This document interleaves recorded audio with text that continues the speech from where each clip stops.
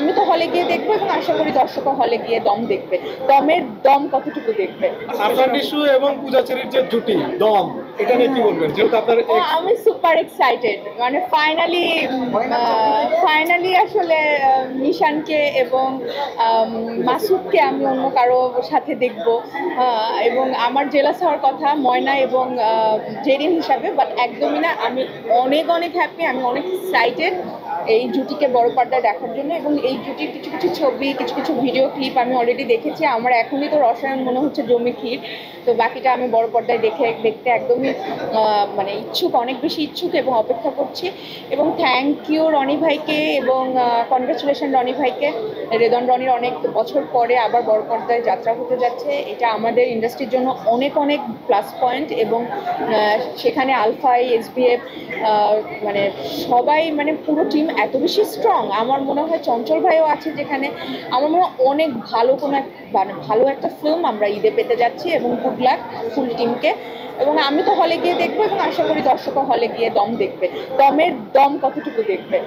মাত্র আমি এটার উত্তর দিয়েছি যে আমার কখনোই তাড়াহুড়ো ছিল না, আমার তাড়াহুড়ো নেইও। আমি তো এমন না যে আমি শুধু হিরোইন হতে চাই।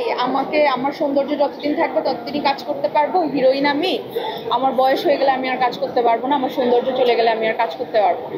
এটা না, আমি তো অভিনেত্রী হতে চাই। তো একজন অভিনেত্রীর রাস্তা অনেক বড় জার্নি এবং অনেক বড় রেসপন্সিবিলিটি ভালো ভালো কাজ করাটা তার। এবং এটা অনেক প্রেশারেরও। তো আমি তো অভিনেত্রী হতে চাই। এই আমার ক্যারেক্টারটা কতটা আমি বাস্তবিকভাবে ফুটিয়ে তুলতে পারি ওটা ম্যাটার করে। হ্যাঁ, আমার প্রোগ্রামে একটু সাজুগুজু করে ফেলি আর কি। তো ওই জন্য আমি বলছি যে আমার কোনো তাড়া নেই। আমি অভিনেত্রী হিসেবে আমার মনে হয় আমার অনেক বড় একটা পথ পাড়ি দিতে হবে। সেই পথটায় যদি অনেক সময় লাগে বা আমার কোনো আক্ষেপ নেই যে কেন দেরি হচ্ছে। আমার কাছে সব থেকে প্রায়োরিটি থাকে একটা চরিত্রে।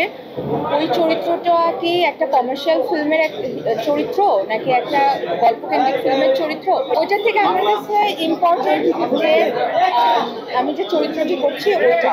তো হোক কমার্শিয়াল, হোক ডিফারেন্ট প্যাটার্নের ফিল্ম, আমি যে চরিত্রটি করবো ওই চরিত্র আমার কাছে অনেক ইম্পর্টেন্ট। সেটা একদম আমার জীবনের মতো। আমি ওই চরিত্রটাতে জীবন দিতে চাই এবং ওই চরিত্রটাকে বাস্তব যেন লাগে, বাস্তবধর্মী যেন লাগে, ওইটাই আমি চাই।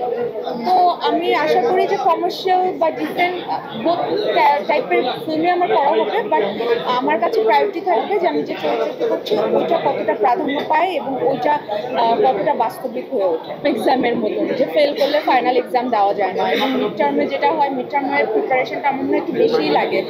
তো আমার কাছে ওটিটি ওরকম। এবং ওটিটি আমি খুব পছন্দ করি ওটিটিতে কাজ করতে। ওটিটিতে আমি ডিফারেন্ট ক্যারেক্টার প্লে করার ওই সুযোগটা পাই।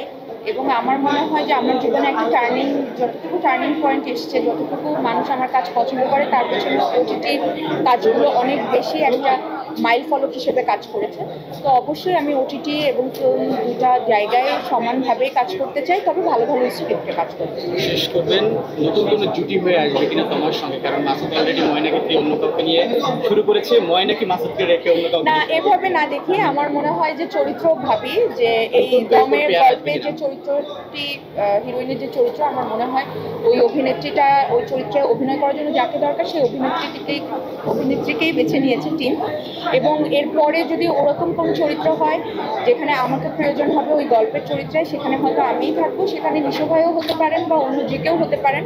তো ওই জন্য আমি ওইভাবে দেখছি না যে নিশো ভাই এখন অন্য কারোর সাথে কাজ করছে, তো আমাকে অন্য কারোর সাথে করতে হবে। আমার কাছে যে চরিত্র আসবে সেই চরিত্রটাই আমি প্রাধান্য দিব, বারবার বলছি। এবং সেখানে যদি আমার কো আর্টিস্ট নিশো ভাই হয় বা অন্য যে কেউ, সেটা তো অবশ্যই আমার জন্য অনেক আনন্দের। Thank you so much. শুভরাত্রি।